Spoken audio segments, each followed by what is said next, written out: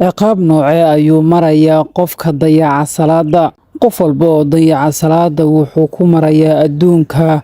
Kow, waxaa barakada laga qaadaa cimrigiisa.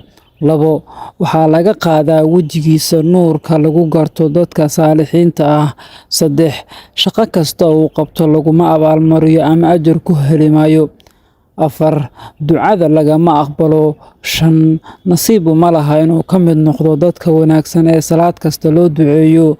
Lix, arsaaqada ayaa lagu adkeeyaa oo waxba iskuguma beegmaan intuu nool yahay. Markii uu geeriyoodo maxaa helaya? Kow, wuxuu dhintaa isagoo haraadan oo haddii xitaa la siiyo adduunka waxa biyo yaala aanay waxba u tarayn.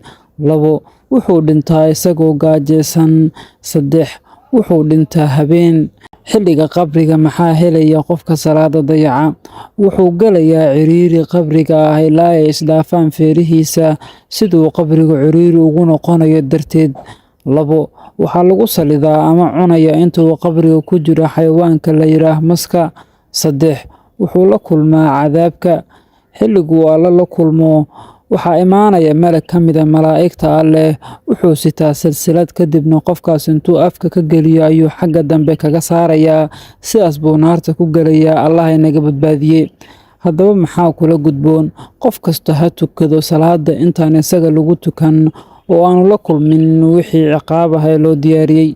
Muuqaalkan gaarsii dad badan si ay ugu baraarugaan halista ay leedahay salaadaha oo la dayaco.